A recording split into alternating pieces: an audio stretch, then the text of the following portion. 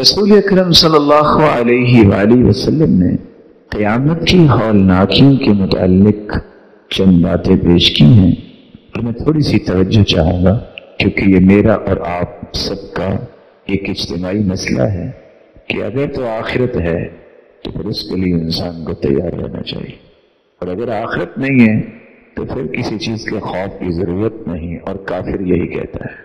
مومن کا یہ عقیدہ ہے والیوم الآخر، ایک دن ایسا آنے والا ہے جس دن اللہ کے سامنے سب کو پیش کیا جائے گا اور اپنی گزاری ہوئی زندگی کے متعلق اس سے سوال و جواب ہوں گے۔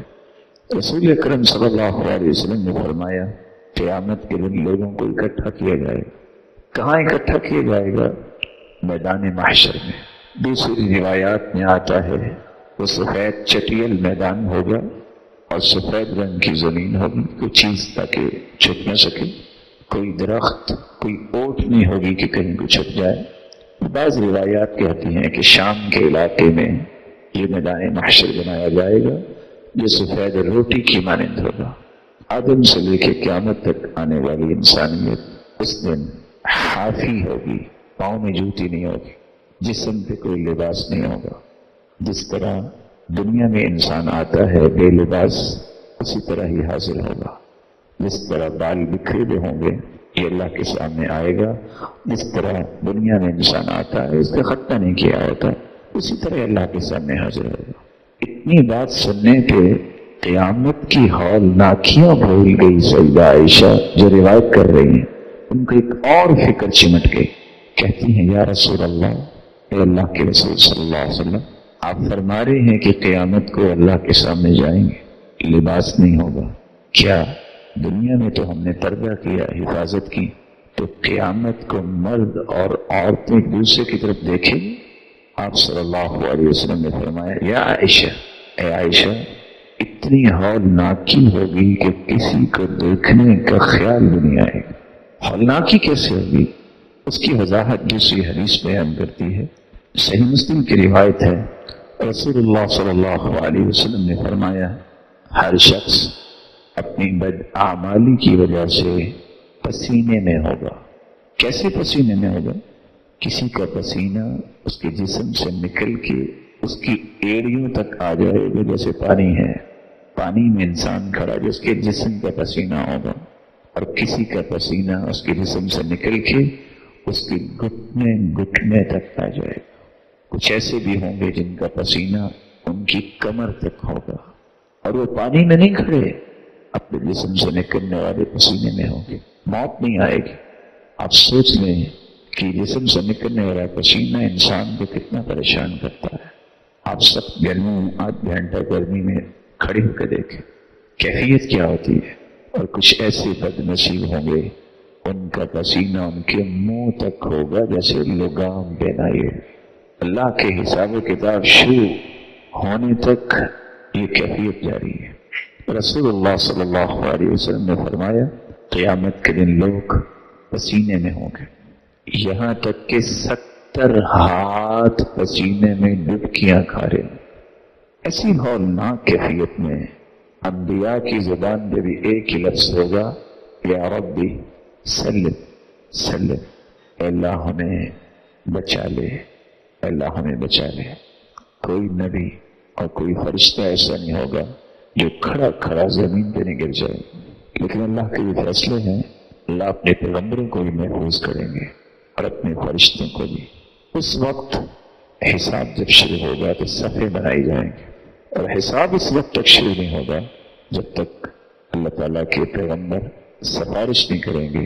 ساری دنیا چکر لگاتی لگاتی اللہ کے رسول کے پاس آئے گی، اور اللہ کے رسول عرش کے نیچے سجدہ ریز ہو جائیں گے۔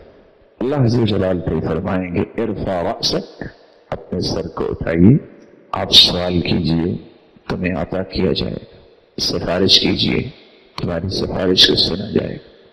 تب جا کے لوگوں کا حساب شروع ہوگا۔ صفحے جو ہوں گی انبیاء کی صفحے ہیں، نیک لوگوں کی صفحے ہیں، جہاں ان کی صفحے ہوں گی وہاں مجرموں کی صفحے بھی ہوں گی، اور آواز آئے کہ امتازوا اليوم ایھا المجرمون، مجرموں الگ ہو جاؤ۔ یہ مجرم کون ہوں گے؟ سب سے پہلے مشرک اور کافر۔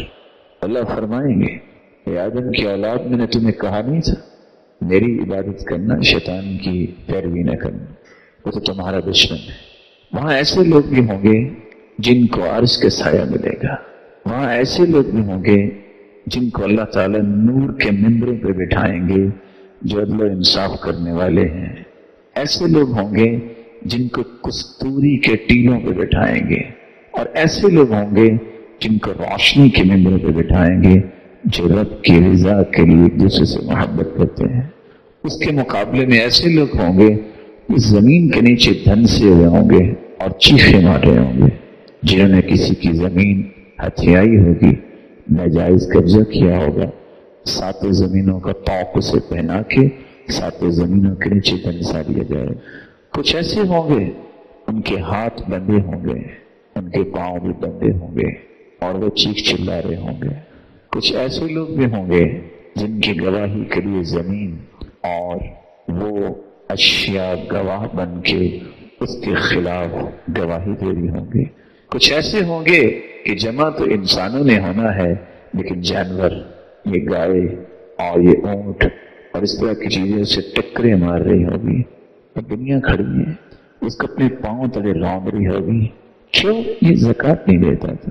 اور کوئی ایسے لوگ بھی ہوں گے جن کو سونا چاندی جوڑنے کا شوق تو تھا، زکوٰۃ نہ دی اور اسے آگ میں تپا کے ان کی پیشانیوں کو اور ان کے پہلوؤں کو اس وقت اس آگ کے اس سونے اور چاندی میں تپائے ہوئے اس کو دم لگائے جا رہے ہوں گے۔ یہ ساری کیفیات لوگوں کے سامنے ہوں گے۔ یہ دن 50,000 سال کا دن ہوگا۔ کتنے کا دن ہوگا؟ آج 12 سے 14 گھنٹے برداشت نہیں ہوتا، اور پیک پہ تپش نہیں ہوتی 12 سے 14 گھنٹے، وہ پیک پہ جو تپش ہوتی ہے وہ 6-7 گھنٹے ہوتی ہے زیادہ سے زیادہ۔ لیکن جہاں یہ 50,000 سال کا دن ہوگا، یہ ساری دنیا کے لیے نہیں ہوگا، یہ انبیاء کے لیے نہیں ہوگا، یہ اللہ کے پیارے بندوں کے لیے نہیں ہوگا۔ یہ بات سمجھنے والی ہے، کیونکہ رسول اللہ صلی اللہ علیہ وسلم کا فرمان ہے، اللہ کے انبیاء جو سب سے اعلیٰ ہیں ان کی تو بات ہی نہیں، جو سچے مومن ہیں جنہوں نے جنت میں جانا ہے، اللہ تعالیٰ ان کی تخفیف کریں گے، ان کے لیے 50,000 سال کے دن کو اتنا چھوٹا کر دیں گے جتنا سورج عصر کے بعد ڈھل جاتا ہے اور مغرب کو غروب ہو جاتا ہے، عصر سے مغرب کا فاصلہ۔ اور دوسری روایت میں آتا ہے کہ اس دن 50,000 سال کا دن تو ہوگا۔ صحابہ نے پوچھا، اللہ کے رسول اتنا لمبا دن کیا بنے گا؟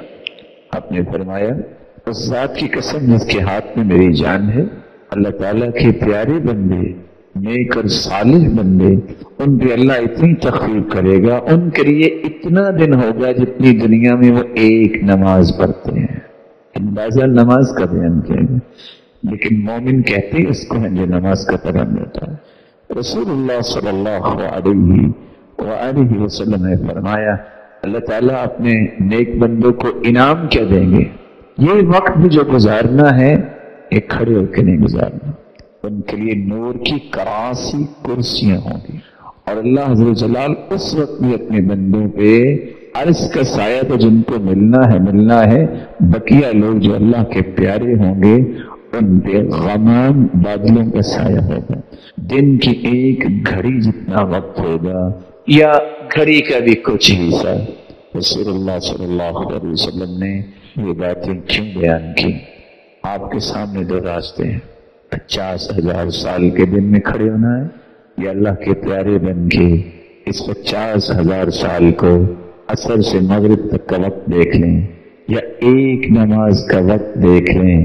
50,000 سال نہیں، اگر 50 منٹ بھی جو ہے اللہ تعالیٰ اتنی تخفیف کر دیں، اور ایک نماز کو دیکھیں 10 سے 15 منٹ لگتے ہیں، اگر انسان ان نمازوں کی پابندی کرتا ہے تو رب تعالیٰ اسی اندازے کے مطابق قیامت کو اس کی تخفیف فرمائیں گے۔